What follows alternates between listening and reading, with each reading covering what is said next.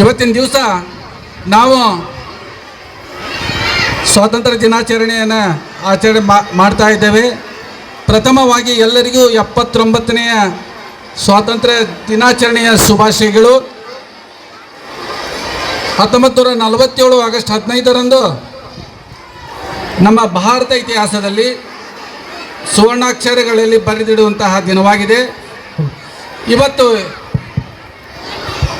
ಭಾರತ ದೇಶವು 78 ವರ್ಷಗಳಾಗಿ ಸ್ವತಂತ್ರಗೊಂಡು 79ನೇ ವರ್ಷದ ನಾವು ಇವತ್ತು ಸ್ವಾತಂತ್ರ್ಯ ದಿನಾಚರಣೆ ಆಚರಿಸ್ತಾ ಇದ್ದೀವಿ. ಮಕ್ಕಳು ಶಾಂತರಿಗೆ ಕೂತ್ಕೋಬೇಕು.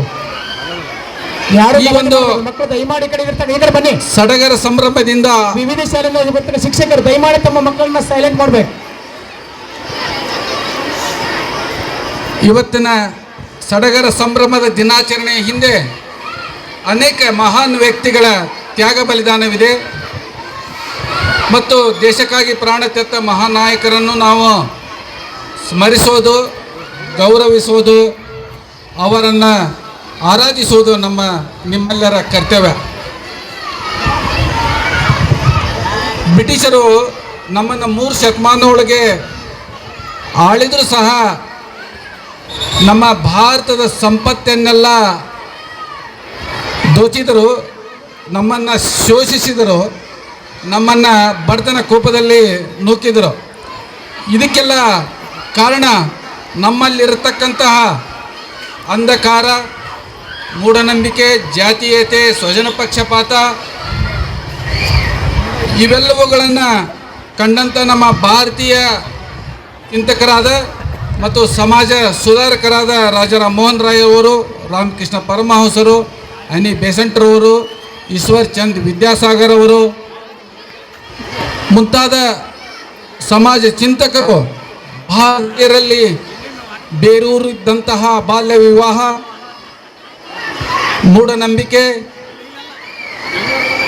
ಸತಿ ಪದ್ಧತಿ ಇವೆಲ್ಲವುಗಳ ವಿರುದ್ಧ ಹೋರಾಡಿ ಅರಿವನ್ನು ಮೂಡಿಸಿ ಭಾರತೀಯರಲ್ಲಿ ಪಾಶ್ಚಿಮಾತ್ಯ ವಿಚಾರಧಾರೆಗಳನ್ನು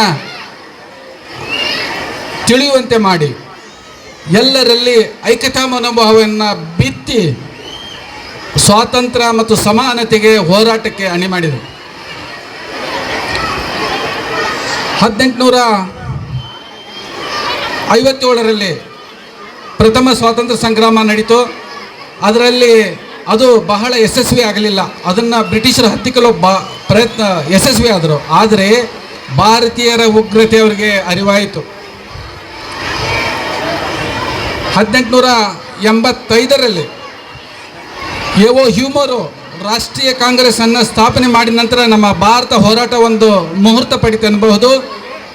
1885ರಿಂದ 95ರವರೆಗೆ ಮಿತಗಾಮಿಗಳಾದ ಫಿರೋಜ್ ಶಾ ಮೆಹ್ತಾ, ಬಹರುದ್ದೀನ್ ತ್ಯಾಬ್ಜಿ, ಸುರೇಂದ್ರನಾಥ್ ಬ್ಯಾನರ್ಜಿ, WC ಬ್ಯಾನರ್ಜಿ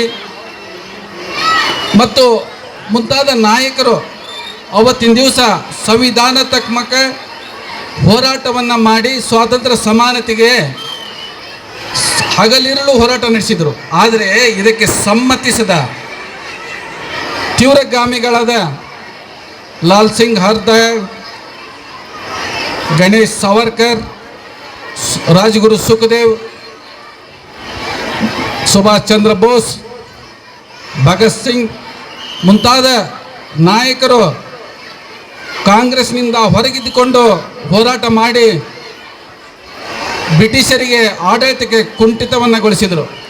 1919ರ ನಂತರ ಮಹಾತ್ಮ ಗಾಂಧೀಜಿಯವರು ಆಫ್ರಿಕಾದಿಂದ ಬಂದ ನಂತರ ನಮ್ಮ ದೇಶಕ್ಕೆ ನಾವು ಅಸಹಕಾರ ಚಳವಳಿ, ಕಾನೂನು ಭಂಗ ಚಳವಳಿ, ಅರಣ್ಯ ಸತ್ಯಾಗ್ರಹ, ಉಪ್ಪಿನ ಸತ್ಯಾಗ್ರಹ ಹೀಗೆ ಹಲವಾರು ಸತ್ಯಾಗ್ರಹಗಳ ಮೂಲಕ ನಾವು ಸ್ವಾತಂತ್ರ್ಯ ಪಡೆಯಲು ಹೋರಾಟ ಮಾಡಿದೆವು.